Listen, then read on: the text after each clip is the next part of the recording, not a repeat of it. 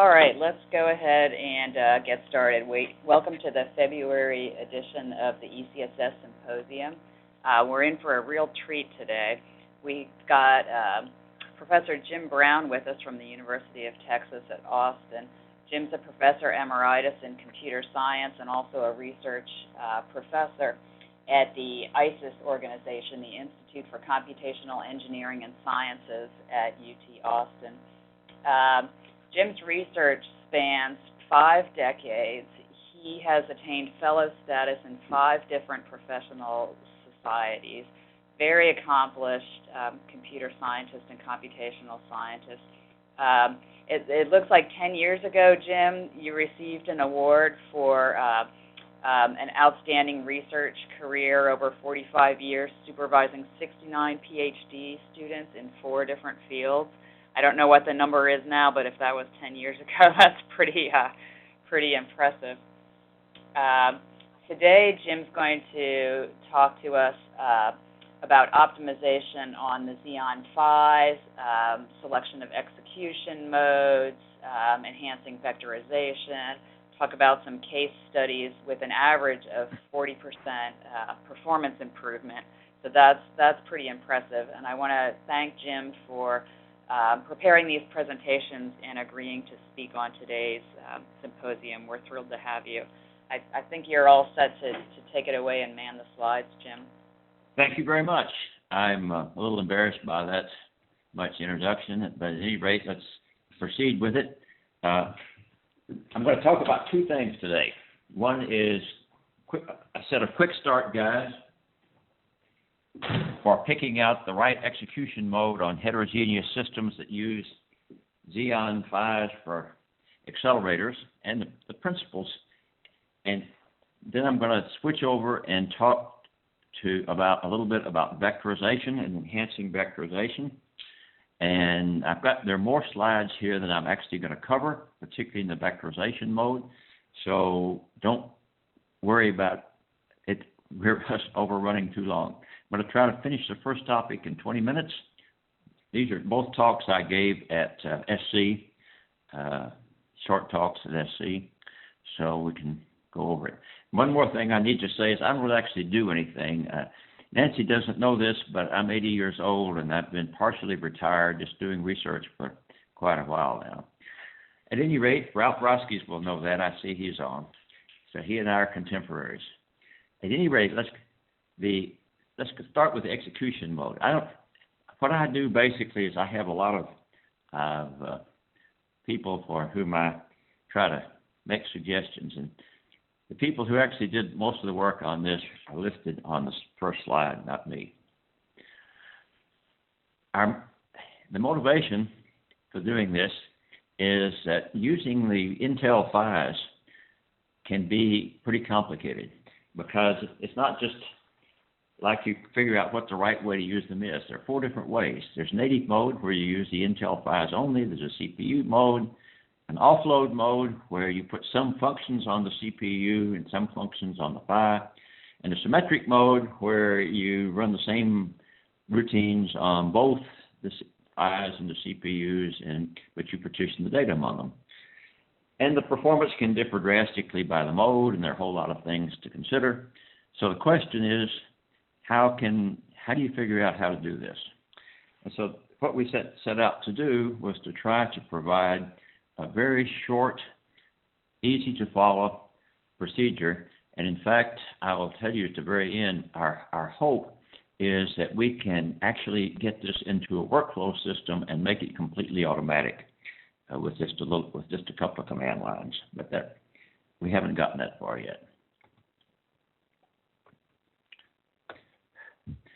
So the strategy was to organize it as a systematic workflow, specify the entire workflow of 4 steps, 4 experiments in 2 pages, and then provide a 2-page document for each of the steps, and including an example for each of the steps. And so that's what we tried to do. This is the workflow, and one could just walk over this slide and be finished. Basically, if you start on the left-hand side, our first goal is to study the native mode, and so the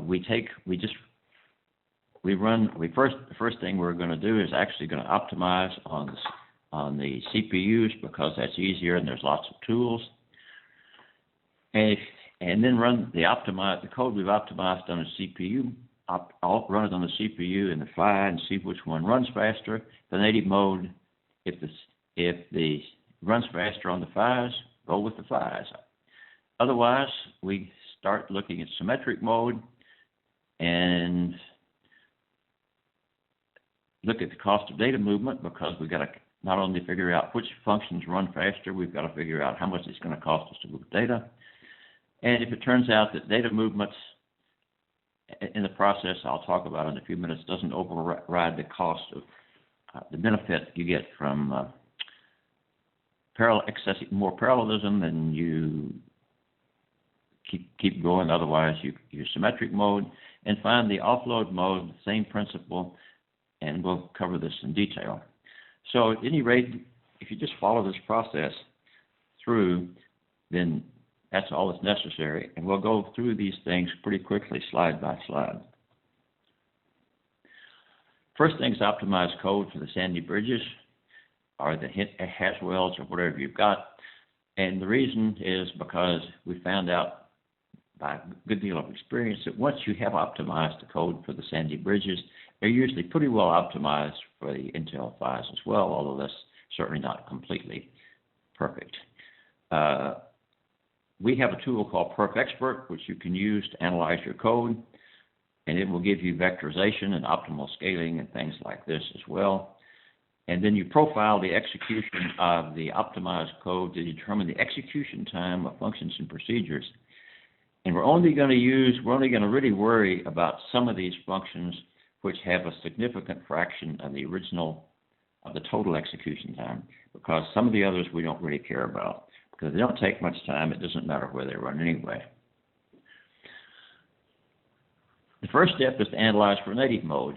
And we have a quick start guide for the native mode. And at the end, I'll show you there's a website where you can look at each one of these native mode guides. And what I'm going to do right now is I'm going to skip right over to the end. And I'm going to look, hopefully, well, let's see. Well, I'm not going to be able to do that right quick like I'd hoped. But the quick start guides can be downloaded from the website. I was going to show them to you, but somehow this has not come through as and I can't get it on my, I know I'm doing it remotely. I'll come back to that. Yeah, you might be able to share your screen rather than just the presentation, Jim, but we can see if we have some more time, as you get halfway through or so. Let's see, use the sharing button. Let's see.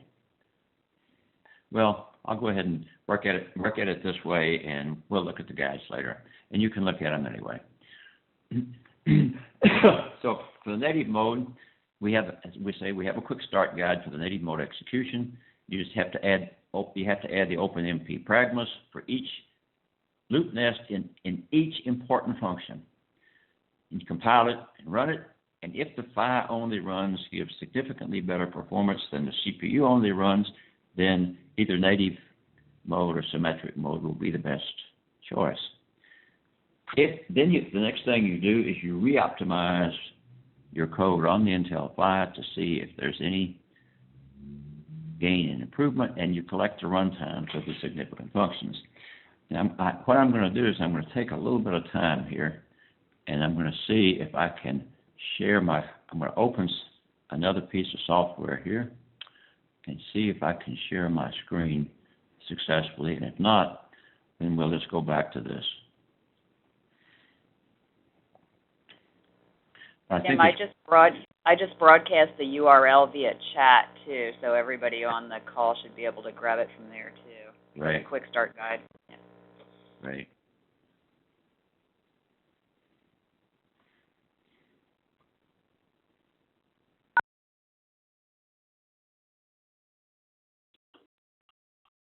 Here we go.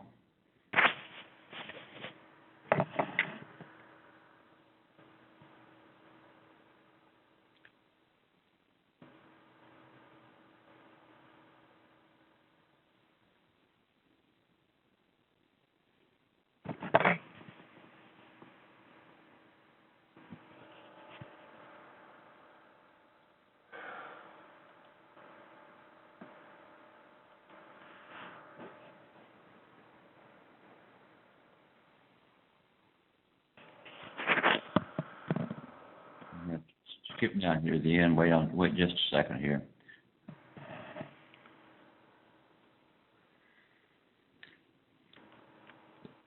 Okay, so this is going to work. Okay.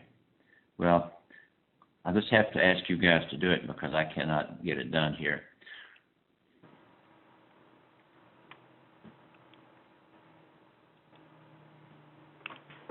So I'll just go back to the conference of the slides.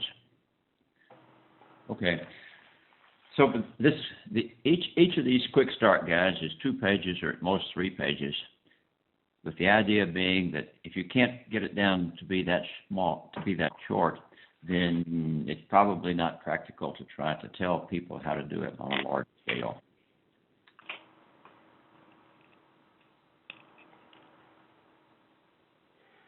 Now at this point, we know what functions are important. We know how fast those functions run on the PHYs. We know how fast those functions run on the Sandy bridges.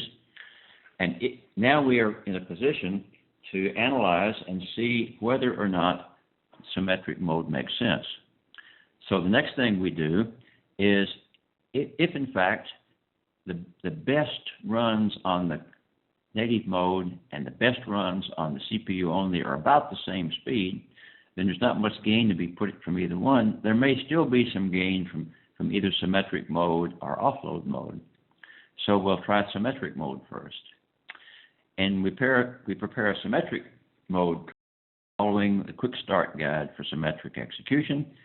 And what symmetric mode really means is that you put the same functions on the important functions on both the CPUs and the PHYs, and you partition the data across them in proportion to the speed up that you get, in proportion to the speed that they run on each of the processors. But this means also that you have got to move data back and forth between the CPU and the PHYs on a PCI bus, which is going to cost you some time. So the question is, do you in fact gain? But we have a quick start guide for symmetric mode execution, which has a process that enables you to estimate the cost of data movement without ever going and doing the actual implementation if you don't need to. Finally, the last mode is the offload mode. And on the offload mode, what you're basically doing is partitioning the program by functions and putting those functions that run much faster on the PHYs and execute them on the PHYs, and those that are faster on the CPUs, you leave them on the CPUs. So the deal is there that, again, you've got the cost of data movement to look at. And again, in the guides, we have a procedure for estimating the cost of data movement. And if the estimated time saved in execution exceeds the total cost of data movement, then the offload mode may be the best one. Now, you can tell what the time of saved in execution is because you know the times of execution of the important functions on both the PHYs and the CPUs. And so you can come up very easily with a pretty good estimate of the amount of time you're going to save in execution. And then we have a procedure, which I'm about to show you, for estimating. It's actually a set of tables. You just have to look it up in a set of tables. How much data do you have and to move, and how many times you have to move it will give you a cost for that. So if we want to look at estimation of execution time and data movement, and this is an example that I've just taken it from the quick start guides. You look at the execution time, the offload code, and the amount of data transferred, the execution time cost of data movement. Use the following command when you compile the program: export offload report equals 2. And that'll tell you how much data you have to move. And once you know how much data you have to move, then you can look at a table that we provide and find out how much it's going to cost to move that data. just as an example as to how much it costs to move a piece of data, we have the median value to transfer a byte was 2.12762 times 10 to the minus 9 seconds. So the offload report tells you how many bytes, you know how many times, and you know the cost, so you can estimate the cost of moving the data and compare that cost of moving the data to the amount of time you actually save. And I should emphasize, and that's why I wanted to show you the actual quick start guides, is that we have in every one of these, we have an example. Quick start guides, there's an overall quick start guide. There's a quick start guide for native mode, symmetric mode, and offload mode. And then there is a quick start guide for estimating data. And in each one of these, there's a complete example, including the compiler options and pragmas, OpenMP pragmas, and et cetera. And can everybody now take a look at this, at a quick look at the quick start guides? Can everybody get to it? Yeah, if everyone on the call jumps over to the chat window and just clicks on the link I broadcast, you should be able to bring it up. Anybody need us to wait for them? Okay, sounds like you can go ahead, Jim. I know it came up for me. That's great. So the whole purpose of this first talk is really just to introduce you to the notion that these quick start guides exist. They have been tried out and they work, and they have examples in them that make it possible to check the mode. And now the last thing I want to say about this is what we're going to do in the future. Of course, we're looking for suggestions. Anybody, we'd be very grateful if anybody tries it and they find any problems or anything that we haven't said properly or incorrectly, that they get back with us. And by the way, so we're looking for help and collaboration. And the next thing is that the data movement cost changes. Every time DK Panda and his wonderful group up at Ohio State update MPI, they make it run a little faster, and they make the data movement cost back and forth between the PHYs and the CPUs a little quicker. So we have to kind of keep that going up.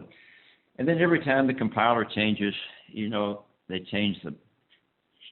provide some additional options and stuff like that. And here's the most important thing, and that is that we are working on developing a script and looking at different workflow tools to automate the full experiment process and come back with a recommendation.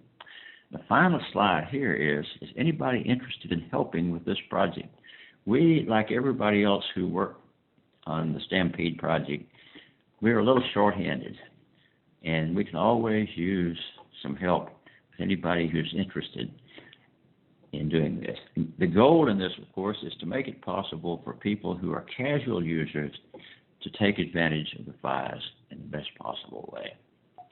So at this point, let me ask for questions on this part of the talk. Does anyone have a question for Jim? Yeah, you bring up an interesting point with the workflows, Jim. We do have an ECSS effort in that area, and I can talk to you. I know some of the folks involved are on the call right now. We can look at that as far as whether that might be an interesting internal ECSS project to work on, and whether we have enough people to look at that. But yeah, I can, especially with your starting diagram. You know, of course, it's easy to see how that would fall into kind of a workflow orchestration. I'm pretty sure it's doable. Pat Teller and I have taken a look at it, and it looks to me like it's doable. It's just a matter of actually trying it, putting it together and trying it out. But we really would love to have if it were turned into an ECSS project, then it would be something that would be readily available to everyone. As I say, the goal is to democratize this whole process of using asymmetric systems, heterogeneous systems, and I believe we can actually do it. So. Yeah, it does. No, it does look like that. Cameron also asks if Perf Expert is available for everyone on Stampede. It is indeed. If there is a website for Stampede, if you just click on that link that's in the slide, and if not, just go. If you can't click on that link and make it work on the slides, then what you need to do is just do a Google search on Perf Expert and Perf Expert TAC. Put those two words in a Google search, and it will show up the web page for Perf Expert. Perf Expert, you can run, if you're just doing the simple cases, you can run it with one command line. It doesn't require, and it will run your script and so forth. It's a very simple thing. Yeah, I'll see if while you're doing the second part of your talk, I'll see if I can get a URL up there for everyone. Okay. Okay, then if there are no more questions, we'll go to the next part. Well, once you've started using the files, and the first thing to do is to be able to get to it and figure out what the best mode is. The next thing to do is to try to get the programs to work as fast as they can. And the most important two most important factors in getting things to run fast on the files are scalability of the program and basic parallel scalability. And the second thing is vectorization. This project has a different group of people working with it. Intel saw some of the work that we had been doing and asked us if we would turn this into a tool, and they provided us some help. The people from Intel you see there's Rakesh is from the Intel, is from the compiler group, Chris Newbern is from the application group, and Zakhar Mativ is with the Intel advisor group.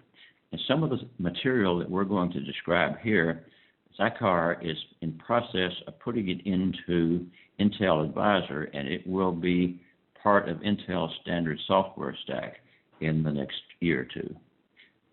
So again, let me proceed to see what we have in the way of vectorization.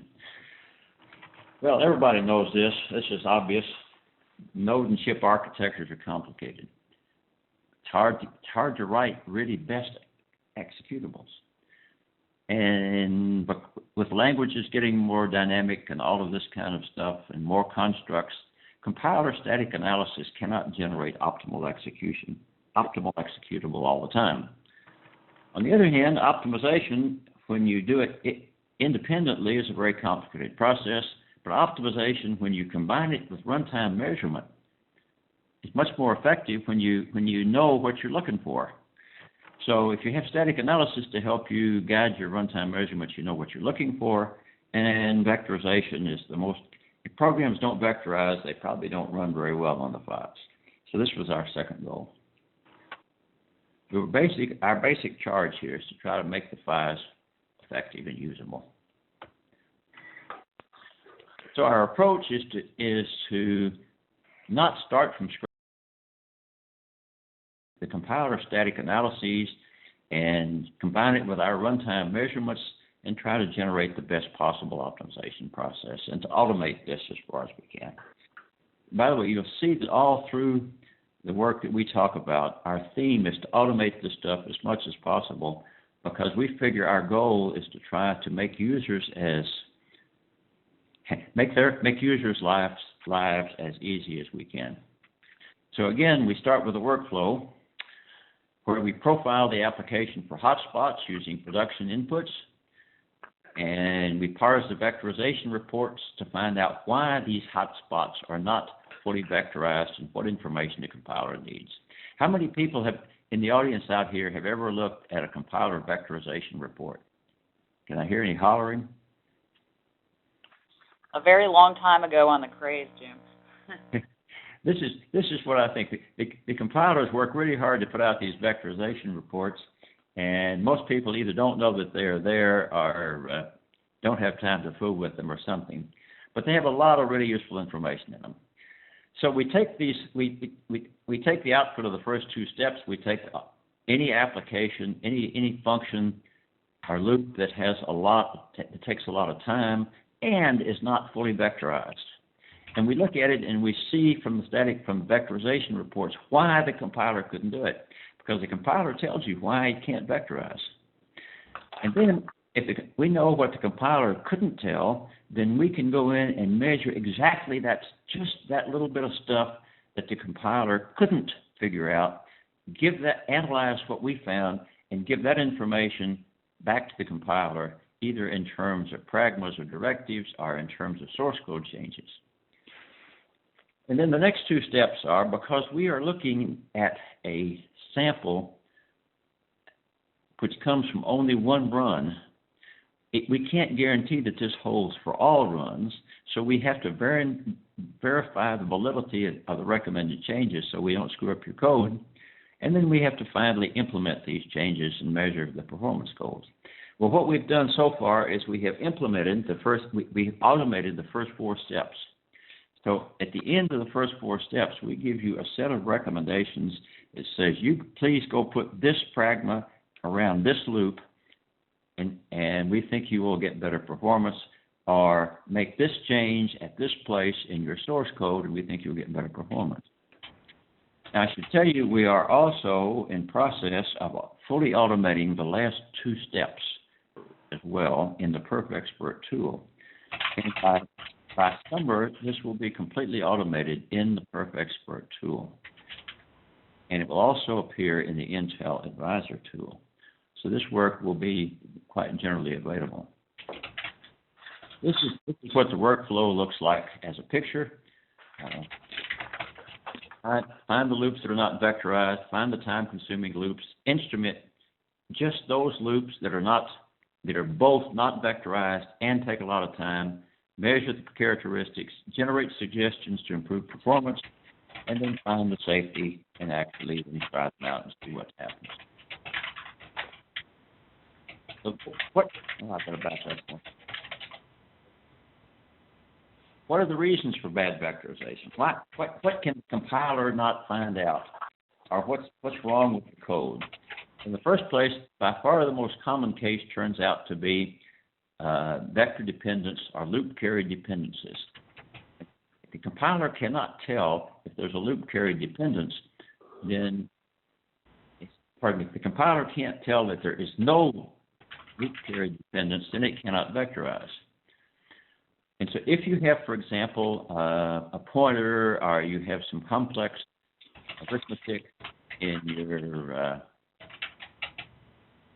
index expressions or this kind of thing, then the compiler will not be able to tell whether or not a dependence exists, and so it can't vectorize.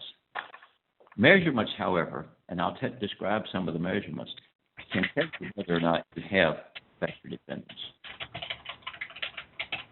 Jim, I'm just going to mute the background noise just a sec here. Presentation mode is now enabled. Okay, there you go. Are we still in business? Yeah, we're still in business. Okay. And, there's some other words here like varying trip count. The compiler couldn't tell because couldn't tell how many loops, how long the loops would, what the loop count would be, because there might be a variable that has just been input or just been computed or something like that. The arrays may not be aligned, and if the arrays in the loop are not aligned, and by not being aligned I mean that they are not on cache line boundaries, then the compiler will have to generate scatters and gathers. If the access strides to arrays are longer than one element, then that also causes problems and makes vectorization inefficient. And finally, if you've got a branch in a loop with an unknown branch probability, then of course you don't know, the compiler cannot optimize that one. So these are some of the causes, and these are the ones we found by looking at all the vectorization reports. So then we got to go in and measure. And we're measuring, you can see on the left-hand side what we're measuring. We're measuring loop trip counts. We're measuring array access strides. We're measuring whether or not the arrays are aligned, whether or not overlapping pointers. And overlapping pointers are the reason behind the existence or non-existence of loop carry dependencies, because not being able to resolve pointers is by far the most common cause of the compiler not being able to tell what it's doing. And we count the branch path outcomes, and you can see all those are very cheap. We have actually to get the strides in full detail and reuse distances, and those can be a little expensive. So the measurements are really not that expensive compared to most runtime measurements. And what is the potential benefit? I don't know how many of y'all are familiar with the Rodinia benchmarks, but there are a set of benchmarks that are used for assessing the benefit of using accelerators. So it struck us as being a reasonable case to look. And if you look on the left-hand side, you see the applications in the Rodinia benchmark. And if you look on the right-hand side, you'll see that the percent of time that is spent in loops that are not totally vectorized. And as you can see, in some cases, there's quite a bit. And in some cases, there's not very much, but up to 85% in the stream cluster. Now look, there's an interesting case here called LavaMD that actually shows only 37% enhancement in performance being possible. And it turns out there's much more enhancement possible, which we will observe and try to explain. Some examples, and I can show you some of these codes as well, but if I go into too much detail, we'll run out of time. There's a hot function which is called kernel CPU, which has pointers in the caller arguments, and these pointers appear in the loops. And since the compiler cannot know what those pointers are, then it has no way of knowing whether or not the arrays which are referred to by those pointers overlap in memory. Therefore, it concludes that there might be a vector dependence, and since a compiler cannot take a chance on screwing up your code, then it has to be conservative and not vectorized. And I've actually got these codes listed down here. In another case, NAS CG, this is a benchmark code, and in this case, there are several different loops that they can't be vectorized. One of them is because there's an unknown trip count. These rows, the indices row struct are not known. Row struct K and row struct J and J plus 1 are not known. And also, if you look in the loop body itself, and this code is actually here, you'll see that there's an indirection down here, P, square brackets, co-lead, square brackets, K, so forth. So again, the compiler can't tell exactly what's going on because it doesn't know those values until runtime. This is what the actual loops look like on the NAS CG, and as you can see,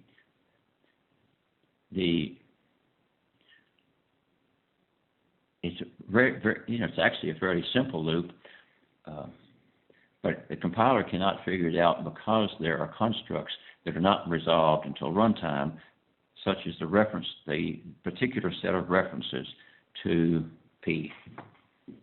Does this make sense to everybody? In some ways, I miss not having y'all where I can see you and look into your eyes and see whether or not you're actually understanding what I'm trying to get at or not. But this is another one of the loops that couldn't be dealt with. And by the way, at the end of this transparency set, I put the entire LavaMD code, and I'm just going to skip over to it right quick, so you can look and see what these things look like. This is the LavaMD loop. You can see in this particular case, it's a fairly complicated loop.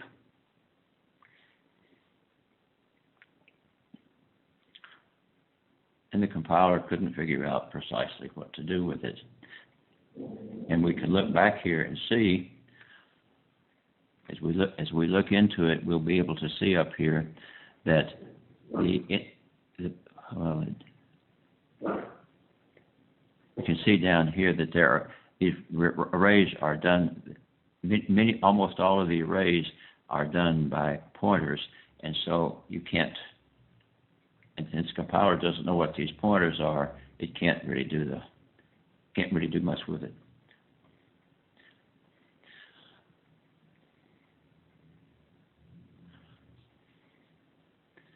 This is just another case. There's a whole bunch. There's a paper on this at LCPC that I think I referred to at the end, which is also downloadable from the Perf Expert page, and it gives all of these cases in more detail. But the instrumentation, we used an Intel 14.0 compiler and the GCC compiler. The source code, we use rows, source to source. All the measurements are done on the Intel machines. The recommendations are done on source code analysis and are thus independent of whether you use the Intel compiler or the GCC compiler. What we actually measure, I have already mentioned this before, but these are the 6 measurements that we get. What we actually do, each one of these can be gotten in different ways, but we managed to be very efficient about most of these so that it doesn't cost very much to get them. Once we get that data, then we can look at the information we gathered and we can see whether or not the precondition is met. For example, if we want to look at whether, if we found that the compiler could not tell what the stride of the arrays were, then we look at the preconditions and we see all arrays are aligned to cache line boundaries. The loop is therefore vectorizable. The recommendation which follows is to put the pragma vector aligned in front of that loop. Not complicated. I'm not going to go over all of these because of time issues, but basically a streaming store is a situation where arrays are written but are never read back, and you can process those a bit more efficiently. And the arrays are, so you can put a recommendation in front of the loop that says optimum streaming stores always and so forth. So let's look at the next one. So the basic point here is that when we take our measurements, we analyze the measurements and we determine whether or not the condition which will enable the loop to be vectorized is in fact true. And that this precondition is the statement of what we have to determine from our measurements. So in this case, when we're looking at pointer overlap checks, which is to vector dependence or loop carry dependence, we determine for each array that the span of memory accessed using pointers for indexes do not overlap. And once we have determined that none of the arrays overlap on different iterations, then we can use a restrict keyword in front of that loop, and then we have an optimal vectorization. Again, the precondition, if the branch in the loop always evaluates to true or false, then we put in a recommendation built-in expect, and so forth. And so in each case, what we're doing is we're determining what the compiler has to know, or else what code change we have to make. We're determining a particular precondition. We're determining a particular bit of information that will enable us to make a specific recommendation as to how what you actually do to make the code vectorize better. And of course, once you do this, you have to know that your analyses are right.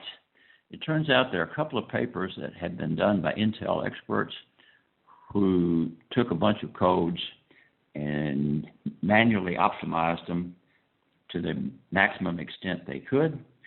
And what we did was we took our measurements and our recommendations, which, by the way, our recommendations are just a simple rule-based system, and we found that our recommendations in each case exactly matched what the expert said, and that the optimization improvements that we got were, in fact, what the optimization improvements the experts had found within minor details. So we got it properly validated. And we have 6 case studies here. The NAS CG, some benchmark scale codes, NAS CG, LavaMD, and SRAD, And we looked at the improvements on the Xeon and on the Xeon Phi.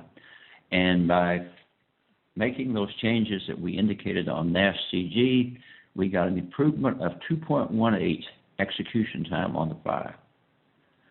On LavaMD, we got a wild change of 8.99.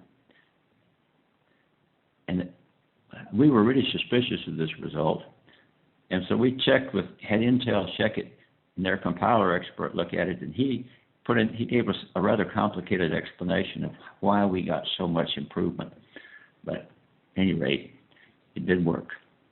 SRAD, which is a code that you use in graphics, is less effective.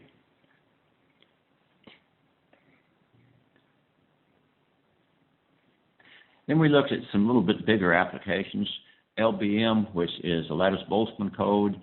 LULASH, which is a demonstration code that Livermore has put together, and MILK, which is a quantum chromodynamics code. And we to look and see what improvement we got on them. On the LBM code, which, by the way, all of these codes have been optimized to death by the application groups. Intel has worked on all three of them, and we still found some vectorization improvement in these codes. Now, there's a caveat here. In the last entry for MILK, that is not an improvement in the total execution time. That is an improvement only in the matrix part of the computations, and it's only about a 10 or 15% improvement in the total execution time. Finally, are these recommendations independent of optimizations? Will they be applicable across inputs? And it turns out that 7 of the 9 recommendations are guaranteed to be safe all the time, so you can do them regardless. And there's order unit time runtime checks that will tell whether or not the recommendation is valid for all times, and we give you those too.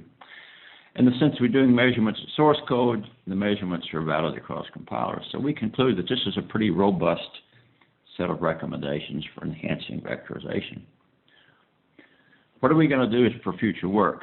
Well, we're going to package MACVEC as a module for Stampede, and that work is in progress. It's right now, it only works for C and C++. It does not work for Fortran, which is a big problem. And the reason for that is that the ROSE compiler infrastructure, which we use, doesn't work that well for Fortran, and we have been working to get around that problem.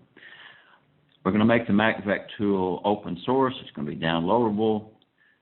We will do complete automation of vectorization optimizations by integrating the PerfExpert. But we're also going to provide an even simpler version of MACVEC, which does no instrumentation. All it does is to read the compiler messages, parses the vectorization messages, and tells the user what to go in and check on his or her code. That is to say, in effect, this version of MACVEC will do nothing but interpret the vectorization reports and give you a report on what the compiler couldn't find in simple English language and provide the recommendations. We're also working on set associativity. We're working on several other things, and we hope to provide a Fortran version. And this is pretty much the scoop. We are soliciting collaborators who would like to apply MACVEC to their codes on Stampede. We have several active projects in collaboration. We have 3 active collaborations going already with Stampede users, and we would be really happy to have additional users work with us. To be blunt, MACVEC is not ready for prime time. It is not yet. It's going to be several months before it is fully robust enough and widely applicable enough to be used without it being on a collaborative basis. But we are very much soliciting collaborations. Okay? That is the end of the talk, and I'm looking for questions. Terrific, Jim. Thanks very much. Let me open up the phone lines here. Presentation mode is now disabled. Okay, great. I know there was at least one question that came in from Cameron regarding vTune versus PerfExpert and availability on login nodes versus compute nodes. Cameron, if you want to go ahead and answer your question now. Sure. So we've used vTune on the PHYs to profile our native execution code, and are interested in trying PerfExpert on the PHYs. Is it available on the PHYs or just the host processors? PerfExpert is available on the PHYs. It does not do as good a job on the PHYs because we've only had it on the PHYs for a few months. Actually, we had it ready to put on the PHYs for a long time, and the folks at TAC just didn't have enough bandwidth to help us get it up and running on the PHYs. But it does run on the PHYs. PerfExpert does run on the PHYs. In fact, there's a version of PerfExpert that runs on the PHYs that uses vTune to gather its measurements. The basic difference between vTune and PerfExpert is that PerfExpert goes all the way through and actually tells you the optimizations to apply, doesn't just show you what the measurements are. And in some cases, PerfExpert actually goes through and does the optimizations for you. But those are does that answer your question? Yeah. Is there any sort of notes on how to run PerfExpert on the PHYs, the Stampede PHYs?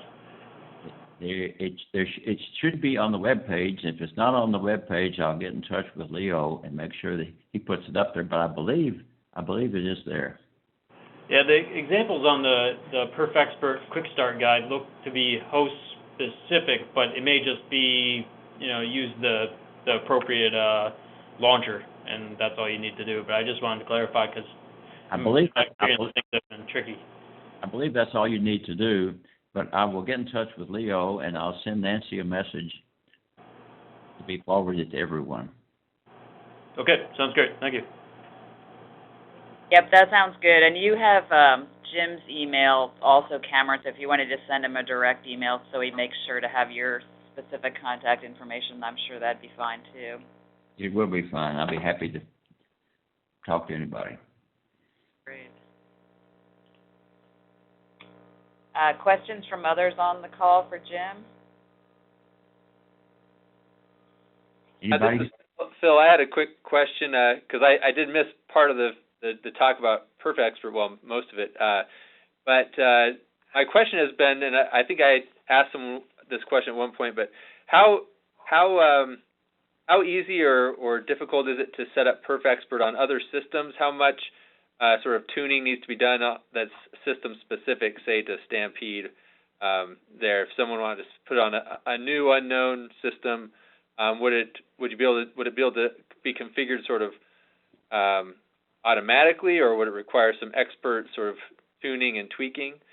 Well, PerfExpert has been downloaded about 100 times, and we've had feedback from about 50 people who've actually installed it. And Leo actually went to Belgium and installed it on about 10 different computers that are run by the supercomputing facility of the country of Belgium. PerfExpert has a module that comes when you run the installation. It goes through and uses a tool which tells it what chips it's running on, and it knows therefore what counters it can count on, and it configures itself pretty much almost all the time on any of the standard Intel chips through Haswell. So you should be able to. Now, I should warn you that the installation process takes a long time. not a long time for you, but a long time on the machine, because the rows system, which we use to do the parsing and which we use to do the instrumentation, it's a big, messy system. I don't know how many of you all are familiar with rows. It takes a couple of hours to to compile and install. But on most systems with standard Intel chips, our basic installation process will get you the right performance counters and so forth. So, okay, and so the suggestions for performance improvement and such, that all gets configured automatically as well, all that. It does. And if you have any problems at all, you can send me a message. I won't actually do anything, but the person that develops and maintains PerfExpert would be more than happy to help you. His name is Leo Viejo. Would be delighted to help you with any problems that you have. But so far, most people have just been able to run the installation process, and then it's sort of optimally, it's ready to go. And if they have any, I would say about half the people have just loaded it and had no problem. The other half, Leo has been able to fix with a couple of emails. Okay. So it's far from perfect. We call it PerfExpert, but it's far from perfect. In the sense that about half the time it works perfectly. The installation works perfectly. Now, occasionally, it usually the other half of the time it takes a couple of emails and maybe 3 or 4 emails to sort it out. Thank you. Any other questions for Jim? Great, thanks very much. I'll follow up with the workflow aspects of PerfExpert offline with you, Jim, and some ECSS staffers, and we'll see where that goes. And I want to thank you for a very valuable presentation. Let everyone know that Jim's slides are up on the Symposium website, and the recording will be up there shortly as well. So hopefully folks beyond just those who are on this call can benefit from such a good topic. Okay, thank you very much for everybody's time and attention. Thanks very much. Jim, if you could, let me see if I can grab back being the presenter. Scott, we've got several thank yous coming in via chat for you, Jim, also, so thank you very much. Okay, thank you. Okay, thanks. Bye, Bye-bye. everyone.